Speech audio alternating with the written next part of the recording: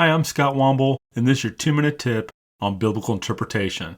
In some previous videos, I've talked about repetition, and when you spot repetition, you're going to see things like chiasms and refrain, and this week, I want to talk about inclusios. Sometimes people call inclusios bracketing, and in film, they call it bookends. I want to show you a quick example from Citizen Kane.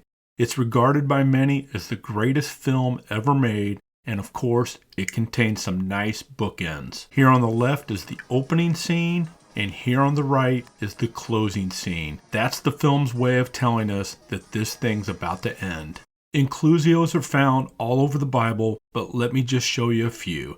Here's one in Matthew. Matthew's gospel was written to the Jews, and there's this little phrase, King of the Jews, that's repeated at the outset of the book and at the end of the book. It not only holds this book together, but it drives the point home. As we're told during the birth narrative and at the crucifixion, this indeed is the King of the Jews. Here's another one from the book of Revelation. I am the Alpha and Omega. Now, if you were to read this letter over several days, you probably wouldn't see the inclusio. But if you take your time and just sit down and read the letter in one sitting, you would definitely notice this unique phrase. These were encouraging words to John's readers who were encountering persecution. Jesus is the beginning and the end.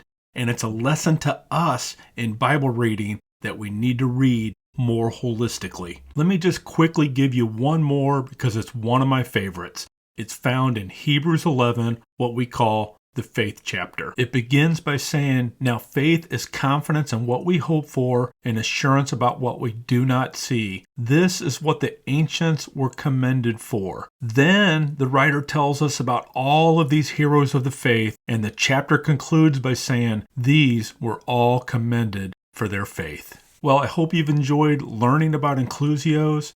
God bless, and go shine the light for Jesus.